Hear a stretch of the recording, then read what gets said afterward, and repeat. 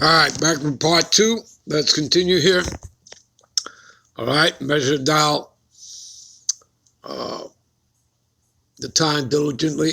All right, that's my title. All right, so we know that the Lord is visiting the world on a global scale. Okay, you see that he's bringing his plagues. And this is just the beginning of sorrows, people. We'll give you an idea of that. We're going to get into that. All right, a little bit of that for you. Okay. Um, there Therefore, when there shall be seen earthquakes and uproars of the people in the world, right? And don't tell me you don't see that, okay? Don't tell me you don't see that, because that's global, right? So that's happening. So do you understand, people, that this is all prophecy, and you're living out prophecy. Again, declaring the end from the beginning, all right?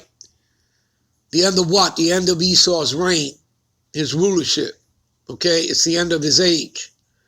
Okay, that's what that word world there means. Okay, declaring the end from the beginning of the foundation of the world. All right, before the world began, the Heavenly Father envisioned everything. Okay, and then after he envisioned it, saying the things that are not yet done. So what is that? That's all prophecy. That's prophesying. Okay? And he gave it unto his angels, who are the messengers, to give unto the prophets. And the prophets wrote them down on tables, wrote them down on scrolls eventually. Okay? And eventually got into book form. You understand all that, people? All right? So he's visiting the world. So let's and again, this is the beginning of sorrows. We'll give you an example of that in a moment. Therefore, when there shall be seen earthquakes and uproars of the people in the world, again, you're seeing it. Let's give you an example of that. Give me a minute here. Let's go to 2nd Ezra, the 15th chapter. All right, and we'll read there. All right. All right, we'll start here, verse 5. All right, and read on down. All right. Behold, saith the Lord, I will bring plagues upon the world. See? And the sword. What is the sword of the Lord? Okay, well, Esau Edom is a puppet. He's one of the swords. He's the left-hand side of the Lord. But the ultimate plague and sword of the Lord is that thermonuclear fire from the ICBMs, plus that concentrated laser fire from the chariots, all right, which Esau Edom calls UFOs. Okay? Famine's already here. It's only going to get worse. You got that guy, what is it, Bill Gates of hell, who brought up all those lands. Okay? They plan on starving you out. And for many of you all who don't understand history or aren't familiar with World War II, which wasn't that long ago, all right, I believe 20 million died in combat. Well, guess what? There were more than 21 million that died of starvation, then died in combat. How about that? Many of y'all didn't know that. Okay? All right. What else? All right. So, death. Okay? There's been death. You're going to see a lot more of it. 1,000 shall fall at thy side and 10,000 at thy right hand. That's getting ready to happen, people. You ain't seen nothing yet.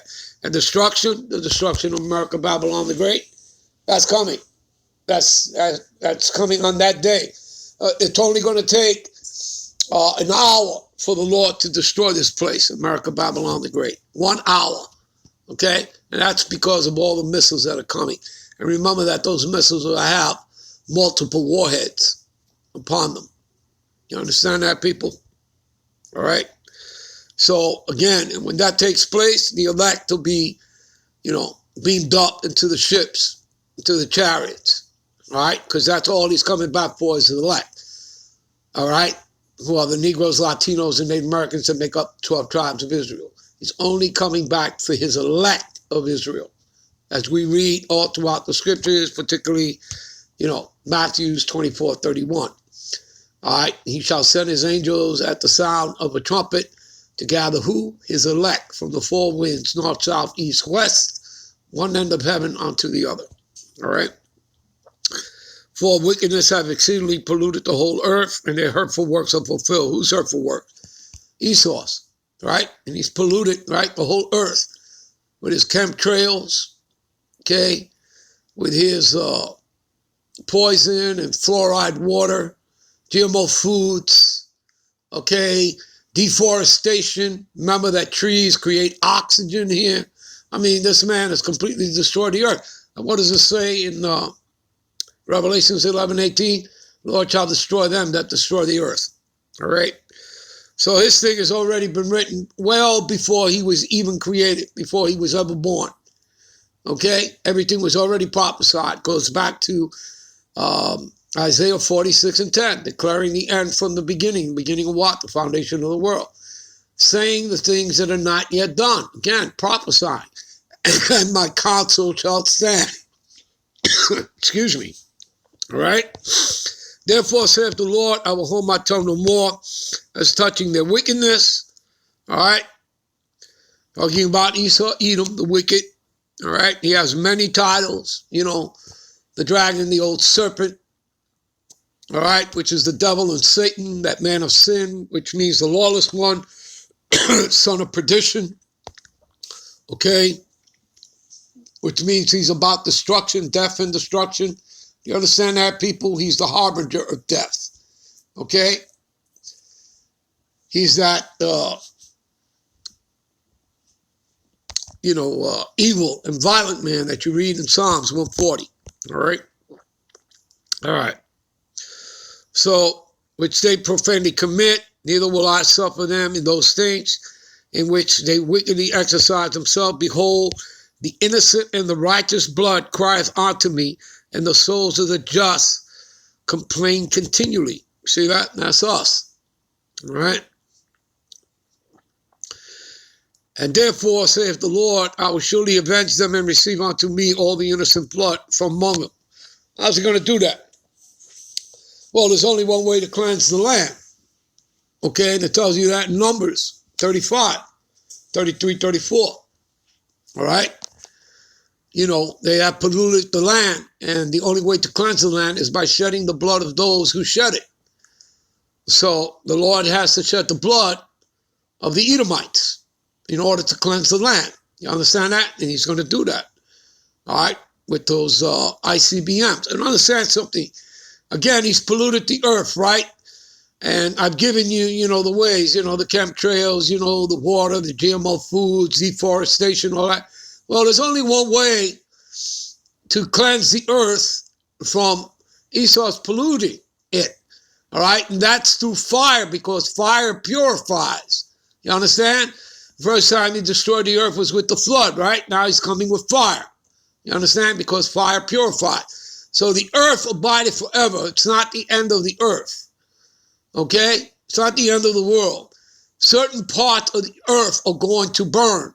Like America, Babylon the Great, Europe, the Middle East, you understand? Those places will be destroyed. Now, compared to America, Babylon the Great, this place will never be inhabited or rebuilt, because this place is going to be a memorial unto the Lord. All right? A sacrificial altar. Again, as you read about in Isaiah the 34th chapter, that the Lord have a sacrifice in Basra, which is a capital in Edom, and a great slaughter in Idumea. All right, again, Edom, but they're parabolic, metaphoric for America, Babylon the Great. You understand that? All right? All right. Let's move on. Behold, my people is led as a flock to the slaughter. I will not suffer them to dwell in the land of Egypt. Egypt, again, is parabolic, metaphoric, spiritually. America, Babylon the Great, is known as Sodom and Egypt. Sodom as in Sodom and Gomorrah, and Egypt being the house of bondage for the Israelites. Okay? But I will bring them with a mighty hand and stretch out arm and smite Egypt. Again, talking about America, Babylon the Great, with plagues as before. as he did in ancient Egypt, okay? And will destroy all the land thereof. So Egypt, talking about America, Babylon the Great, shall mourn, and the foundation of it shall be smitten with the plague and the punishment that the God power shall bring upon it. And they that till the ground shall mourn, for their seed shall fail through the blasting and the hail, and with a fearful consolation. Woe to the world and them that dwell therein. See that? Woe meaning destruction, all right? For the sword in their destruction draweth nigh, meaning near. One people shall stand up and fight against another with swords in their hands. The modern day sword is a gun. For there shall be sedition among men, invading one another, and shall not regard their kings or their princesses. Against, again, they're telling you that they're going to go against authority, against police, the government, the military, right? Because Esau is going to use his military. And the course of their action shall stand in their power. A man shall desire to go into a city and shall not be able to, for because of their pride, the city shall be troubled, all right, as in Jacob's trouble, and the houses shall be destroyed, and men shall be afraid. A man shall have no pity upon his neighbor, and shall destroy their houses with the sword, and spoil their goods because of the lack of bread, and for great tribulation, as in the tribulation of Jacob's trouble.